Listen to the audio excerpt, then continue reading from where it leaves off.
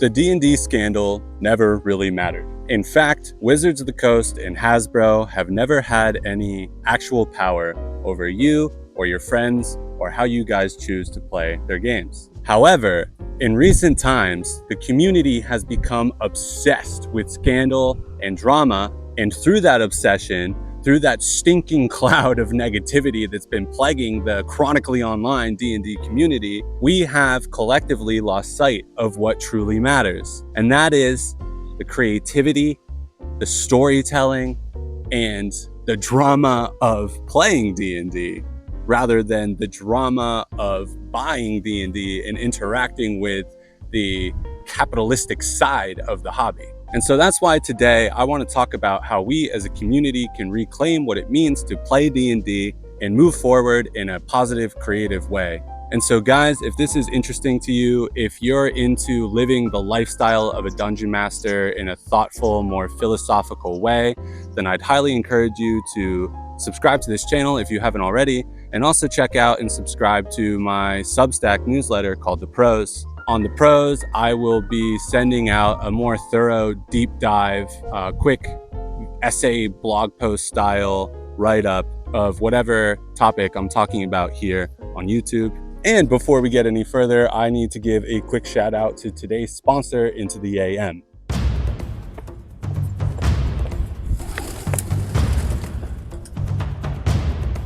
This video is brought to you by Into the AM. Into the AM is an apparel company that specializes in these awesome sci-fi and fantasy themed shirts, like the one that I'm wearing right now. My face when Hasbro rolls up to the function. If you're a big, tall guy like me, I'm 6'4", I weigh over 200 pounds, then I highly recommend them. They fit great, they're super breathable, they have all sorts of cool designs that you can kind of match with your campaign when you meet with your friends to play. And what's really exciting is that if you click the link in my description down below or use code PROS at checkout, you will get 10% off your next order. Doing so will not only save you guys a little bit of money, but it will also give me a little bit of kickback to support the channel. You scratch my back and Into the AM covers your back with cool. So I remember when I first found out that Hasbro was going to buy D&D Beyond, and I shared that news article with my campaign's Discord server with some sort of like overly ominous message like, D&D as we know it will never be the same. D&D is dead. And looking back on it, it's ironic how my players responded. Most of them were just confused and thought that Wizards already owned D&D Beyond, and they just thought that that kind of made sense. And most importantly, the common sentiment that they all shared is that it wouldn't be changing the way that we play D&D together, so who cares? It literally doesn't matter. I was so worried about this big, evil billion-dollar corporation taking over my hobby and trying to monetize it and treat it like Fortnite with a battle pass and sell digital minis and all these things. Now, of course, a lot of that has turned out to be true, but in actuality, my players were always right. Despite Hasbro's best efforts, they will never be able to change or tell us how we play D&D. So let me explain. There's this concept called Hermetic D&D. I believe the term was originally coined by Ben Milton, aka Questing Beast here on YouTube. I first heard it from Runehammer here on YouTube. Regardless though, the theory that these guys are asserting is that no matter what game you're playing, like D&D 5e for example, if you're playing in person with your friends, you are experiencing something entirely unique to you and your table. Even if you're playing 5e raw, like you're following rules as written as closely as possible, the experience that you and your friends are sharing around your table can never be replicated by anybody else. And that is what makes this hobby so special. So yeah, playing homebrew D&D and hacking systems and doing your own thing is nothing new to veterans and hardcore D&D players. But if you're in your 30s or younger, your first introduction to RPGs as a whole was very likely through video games, not pen and paper games like D&D. And what video games do is that they teach us that there is a certain way to play a game, right? In most video game RPGs, there are like optimal builds that you can follow to get kind of the most powerful or most fun experience out of the game.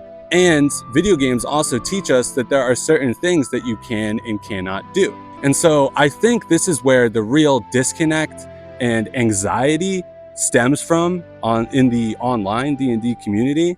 And so I want to dive into that a little bit. There is literally code hardwired into the game preventing you from going past a certain vista in the distance, right? But in D&D, we can literally do whatever we want.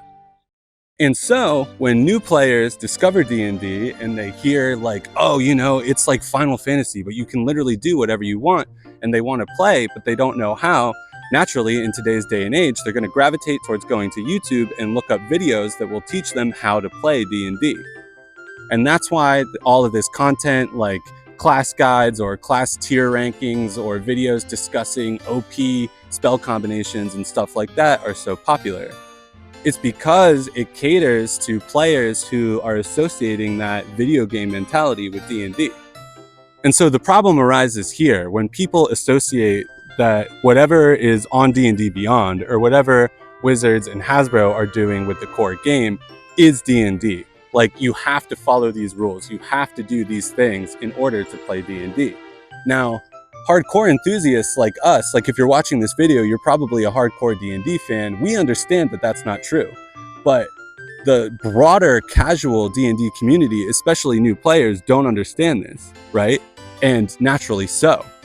But because of all this discourse and drama around Hasbro and WotC, we have lost sight of our responsibility to share this special aspect of our hobby with the community, to share the homebrew classes that we come up with, the encounters that we design for our players, in favor of bickering about Hasbro, D&D, these major corporations whose business decisions we cannot control.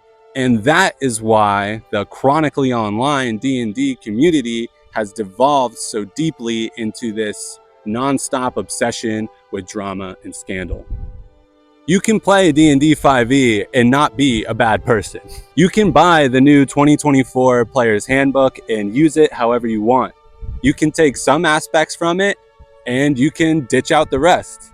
I think the new Goliath is super cool and I'm super excited to play with a lot of the new rules. But I'm still gonna homebrew my own feats, I'm still gonna homebrew my own custom classes, I'm still gonna use my own unique homebrewed world, and that's totally okay.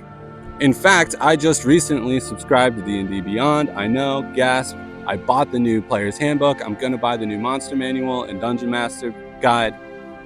But I also just bought a 3D printer because my players come to my apartment every other week to play with me in person. And we still really enjoy that in-person, hands-on, tangible, analog aspect of the game. And again, that's what makes it really special. We are playing D&D our way, and nobody can tell us to play any other way. Just like nobody can tell you or your friends how to play D&D. Don't get me wrong, I understand that a lot of Hasbro's business practices are abhorrent. They laid off the majority of the staff that made 5e the massive mainstream success that it is today. They recently came out in an interview talking about how they're intentionally power creeping the game to sort of force or really encourage people to buy the new rules the way that they design Magic the Gathering cards. That's something that I'm really not a fan of. So I understand that the parent company that owns D&D as a brand kind of sucks balls. But I also truly believe that spreading negativity and putting other people down or making other people feel bad because they choose to play D&D is not solving anything. What Wizards and Hasbro do is ultimately out of our hands. But what is within our control is spreading positivity, being creative, supporting each other as a community, and deciding to play D&D our own way and not allowing anybody else, WotC or Hasbro included, to tell us otherwise. So that's why I say it's time to reclaim what it means to play D&D as a community, and I hope you guys will join me. Once again, if this has resonated with you at all, please subscribe, share with your friends, check out the newsletter, and until next time, venture forth.